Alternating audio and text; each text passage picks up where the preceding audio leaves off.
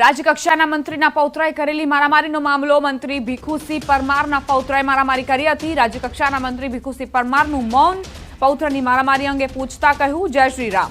જય શ્રી રામ બોલીને સમગ્ર મુદ્દે બોલવાનું ટાળ્યું. મહત્વનું છે કે અરવલ્લી જિલ્લામાં રાજ્યમંત્રી ભીખુસિંહ પરમારના પુત્રોએ એક યુવકને માર માર્યો હતો. મંત્રીના પુત્ર કરણસિંહ પરમાર અને રણજીતસિંહ પરમારે યુવકને માર માર્યો હતો.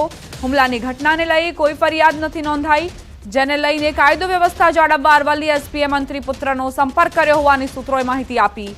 સાથે જ સામાજિક રીતે સમાધાન થયાની પ્રાથમિક વિગત પણ સૂત્રો દ્વારા મળી રહી છે.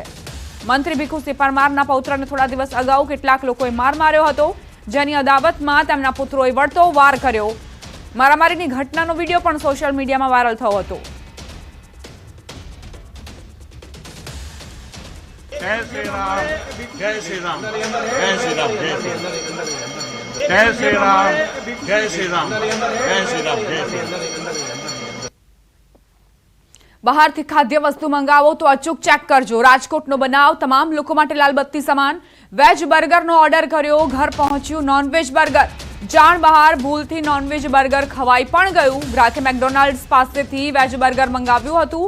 રાજકોટ મેકડોનાલ્ડ્સની ગંભીર બેદરકારી. શાકાહારી વ્યક્તિની ધાર્મિક લાગણી દુભાતા ગ્રાહકે ગ્રાહક સુરક્ષા કોર્ટમાં કેસ કરવાની તૈયારી શરૂ કરી.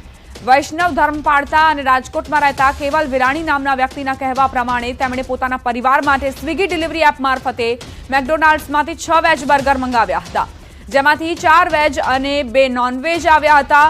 આ અંગે જ્યારે મેકડોનાલ્ડ્સનો સંપર્ક કર્યો તો તેમણે સ્વીકાર્યું કે ભૂલ તેમના તરફથી થઈ છે. કામના વધુ ભારણના કારણે આવી ભૂલ થઈ હતી તેવું તેમણે સ્વીકાર કર્યો. મેકડોનાલ્ડ્સમાંથી 6 બર્ગર મંગાવ્યા વેજ, તેમાંથી સ્વિગી મારફતે ડિલિવરી થઈ 9:15ની આજુબાજુ.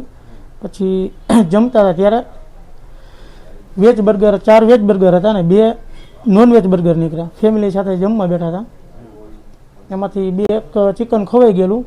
ત્યારબાદ ખબર પડી કે આમાં રેડ કલરનો કાગળ આપેલો હતો, એટલે જોયું, ચેક કર્યું, એટલે ખબર પડી કે આ ચિકન છે. નાખ્યો તો વેજનો ઓર્ડર, 2 ચિકન આવ્યા, 4 વેજ આવ્યા, એટલે એક ખવાઈ ગયું. પછી ખબર પડી કે આમાં એક ચિકન આવી ગયેલું છે. તેથી કરીને પછી એક ચિકનનું બર્ગર લઈને અમે મેકડોનાલ્ડ્સની કંપનીએ ગયા. એકમાત્ર વેજીટેરિયન હોય અને એને ચિકન ખાઈ લીધું છે અને એની આસ્થા સાથે અને એ બાબતે એને જે લાગણી દુભાણી છે તે બાબતે મારી સલાહ લીધેલી છે અને તે માટે ભવિષ્યમાં કાનૂની સલાહ મળીએ મારા ક્લાયન્ટ મેકડોનાલ્ડ સામે અને લાગતા વળગતા દરેક વ્યક્તિઓ સામે કન્ઝ્યુમર રાહે કાયદેસરની કાર્યવાહી કરવા માટે જવાના છે. આ તરફ મેકડોનાલ્ડના લાઇસનિંગ ઓફિસરનું નિવેદન, અમારા લેવલે અમે તપાસ કરી રહ્યા છીએ. સ્ટાફથી ભૂલ થઈ ગઈ હોય, અમારો કોઈ ઈરાદો કોઈના ધર્મ ભ્રષ્ટ કરવાનો કોઈ જ નથી. જવાબદાર સ્ટાફ સામે કાર્યવાહી કરીશું. અમારાથી ભૂલ થઈ છે અને માફી માંગીએ છીએ. બધે અમે જાંચ કરી રહ્યા છીએ અને ઇન્વેસ્ટિગેશન કરી રહ્યા છીએ. આની અંદર મેકડોનાલ્ડની અંદર જે તે વખતે કે રોજ બરોજની અંદર એટલું બધું ઓર્ડર આવતો હોય છે. આમ પબ્લિક પણ આવતી હોય છે, ગ્રાહકો આવતા હોય, કસ્ટમર પ્લસ ઓનલાઈન સ્વિગી ઝોમેટોના ઓર્ડરથી પણ આવતો હોય છે. તેને કારણે અમે શું છે કે કાંઈ બાય મિસ્ટેક થઈ ગયું હોય, અમારે જે સ્ટાફ છે એનેથી ભૂલ થઈ ગઈ હોય, કોઈ પણ બીનો કોઈ એવો ઈરાદો નથી હોતો ધર્મ ભ્રષ્ટ કરવાનો કે કોઈને દિલને હાર્ટ ઠેસ પહોંચાડવાનો. સંવાદદાતા અંકિત જોડાઈ ગયા છે વધુ જાણકારી સાથે. અંકિત, શું બનાવ બન્યો હતો? ગ્રાહકની શું ફરિયાદ હતી અને સામે મેકડોનાલ્ડ્સે શું જવાબ આપ્યો? ચોક્કસ દીપા, ખાસ કરીને વાત કરવામાં આવે તો રાજકોટ શહેરમાં એક ચોંકાવનારો કિસ્સો છે તે સામે આવ્યો છે.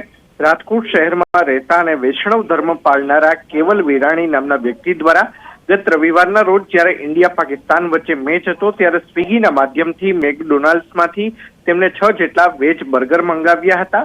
ત્યારે સ્વિગીના માધ્યમથી મેકડોનાલ્ડ્સ દ્વારા જે ડિલિવરી કરવામાં આવી હતી તેમાં 6 પૈકી 4 વેજ બર્ગર આપવામાં આવ્યા હતા, જ્યારે કે 2 નોનવેજ બર્ગર છે તે પાર્સલમાં મોકલી આપવામાં આવ્યા હતા. જે વિરાણી પરિવાર છે તેમણે તમામ જે બર્ગર છે તે વેજ હોવાનું માનીને પરિવારના એક સભ્ય દ્વારા નોનવેજ બર્ગર છે તે ખાઈ લેવામાં આવ્યો હતો અને તેના જ કારણે મેકડોનાલ્ડ્સની ભૂલના કારણે વૈષ્ણવ ધર્મ પાળનારા પરિવારનો ધર્મ ભ્રષ્ટ થયો હોવાની લાગણી છે તે તેમના દ્વારા અનુભવવામાં આવી છે અને તેના જ કારણે કેવલ વિરાણી દ્વારા જે પોતાના જે એડવોકેટ છે તેમના માધ્યમથી જે ખાસ કરીને હાલ અત્યારે કન્ઝ્યુમર કોર્ટમાં કેસ દાખલ કરવાની પ્રક્રિયા છે તે હાથ ધરવામાં આવી છે.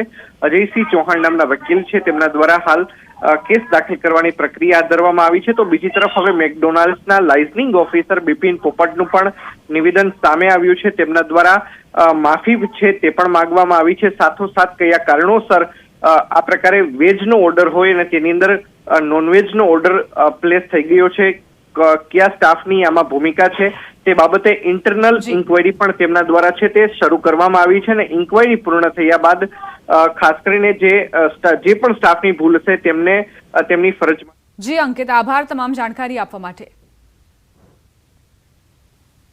સમાચારમાં આગળ વધી 8 શિક્ષકો સામે જિલ્લા શિક્ષણ અધિકારીની કાર્યવાહી. અંદરો-અંદર ઝઘડો કરાતા બદલી કરી દેવાઈ. ખેડાના મીરાપુરા પ્રાથમિક શાળાની ઘટના. આચાર્ય સહિત 5 શિક્ષકોની બદલી. નવાપુરા પ્રાથમિક શાળાની 2 શિક્ષકોએ અંદરો-અંદર ઝઘડી હોવાની માહિતી શિક્ષણ વિભાગને મળતા શિક્ષણ વિભાગની કાર્યવાહી. બીજી તરફ નડિયાદ તાલુકાની સોડપુર પ્રાથમિક શાળાના આચાર્ય દ્વારા શિક્ષકો સાથે મારામારી કરતા સજાના ભાગરૂપે આચાર્ય સહિત 5 શિક્ષકોની બદલી કરવામાં આવી છે. કપડવંજ તાલુકાની મીરાપુરા પ્રાથમિક શાળાના શિક્ષકની વાલી તથા વિદ્યાર્થીઓ સાથે વર્તન સારું ન હોવાની ફરિયાદ બાદ શિક્ષણ વિભાગને આ ફરિયાદ મળી અને જેને લઈને શિક્ષણ વિભાગે શિક્ષકની સજાના ભાગરૂપે બદલી કરી છે. સંવાદદાતા ઉમંગ જોડાઈ ગયા છે વધુ જાણકારી સાથે. ઉમંગ, શિક્ષકોની બદલી કરવામાં આવી છે, શું જાણકારી છે તેને લઈને, કયા કારણોસર આ નિર્ણય લેવામાં આવ્યો? બિલકુલ દીપા, ચોક્કસથી કહી શકાય કે શાળામાં શિક્ષણ આપતા શિક્ષકો બાળકોને શિસ્ત શીખવાડવાનો બને જો પોતે શિસ્ત ભૂલી જતા હોય છે તેવી ઘટનાઓ ખેડા જિલ્લામાં વારંવાર સામે આવી હતી અને મીડિયામાં અહેવાલ પ્રસારિત થયા હતા.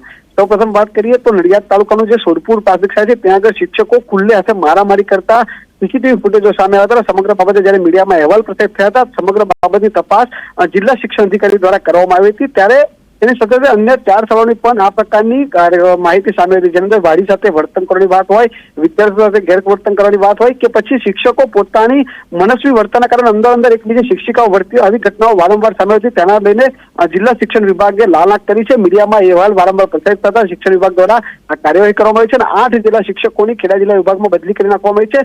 જેના અંદર સૌથી મહત્વની વાત કરીએ તો સોડપુર પ્રાથમિક શાળાના 5 શિક્ષકો છે. બીજી તરફ નડિયાદની જે નવાપુરા પ્રાથમિક શાળા ત્યાં 2 શિક્ષિકાઓ અંદર ઝઘડી હતી તેમની પણ બદલી કરી નાખવામાં આવી છે. તેમજ કપડવંજની જે મીરાપુરા પ્રાથમિક શાળા છે તેના શિક્ષકની પણ સજા રૂપે બદલી કરવામાં આવી છે.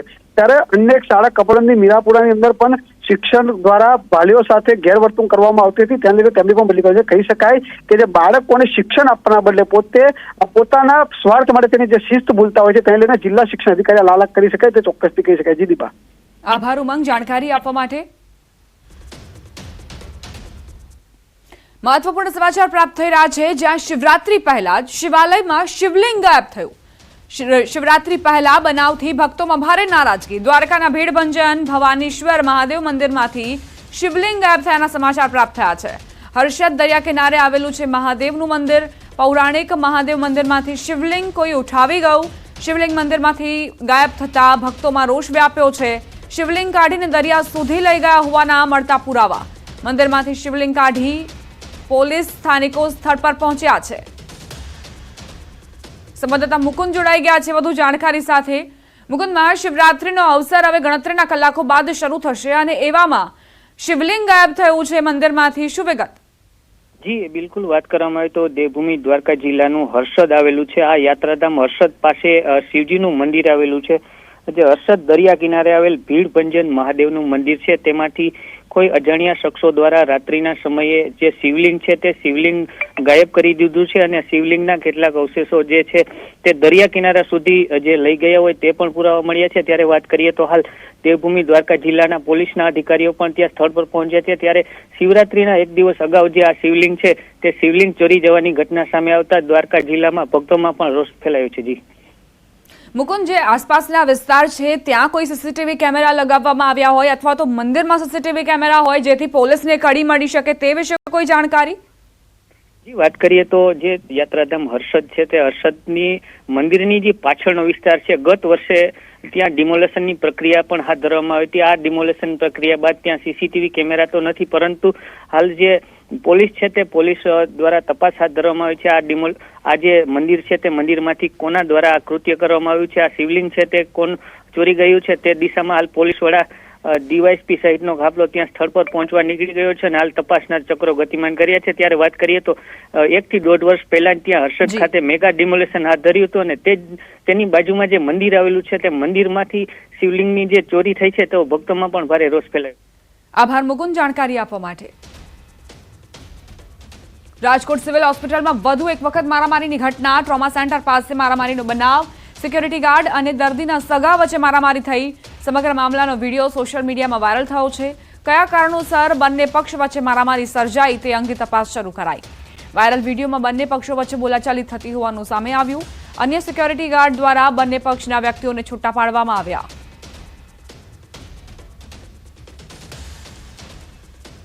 સંવાદદાતા અંકિત જોડાઈ ગયા છે વધુ જાણકારી સાથે.